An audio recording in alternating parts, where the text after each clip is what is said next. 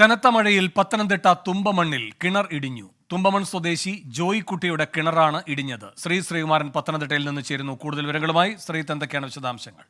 ഇന്നലെ രാത്രിയോടുകൂടിയാണ് ശക്തമായ മഴ മേഖലയിലാകെ തന്നെ പെയ്തിരുന്നു.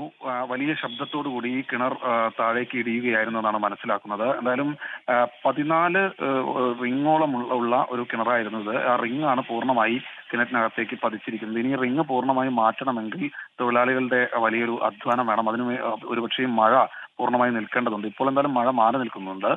അതിനായുള്ള നടപടിക്രമങ്ങൾ, ആ പണികൾ തുടങ്ങിയിട്ടുണ്ട് എന്നാണ് പറയുന്നത്. എന്തായാലും വലിയ തോതിൽ ആളുകൾ ഇപ്പോഴും മഴക്കെടുതി അനുഭവിക്കുന്നുണ്ട്. അത് ഒറ്റപ്പെട്ട മേഖലകളിലാണെങ്കിൽ തന്നെ എന്ന് നമുക്ക് നിസ്സംശയം പറയാം. പമ്പയാറ്റിലും അതുപോലെ തന്നെ അച്ചൻകോലാറിലും ജലനിരപ്പ് ക്രമാനുഗതമായി വരുന്നുണ്ട്. ജില്ലയുടെ മലയോര മേഖലകളിൽ ഇപ്പോഴും അതിശക്തമായ മഴ എന്ന് പറയാവുന്ന തരത്തിലുള്ള മഴ പെയ്യുന്നുമുണ്ട്. വേണുഗോപാലകൃഷ്ണൻ.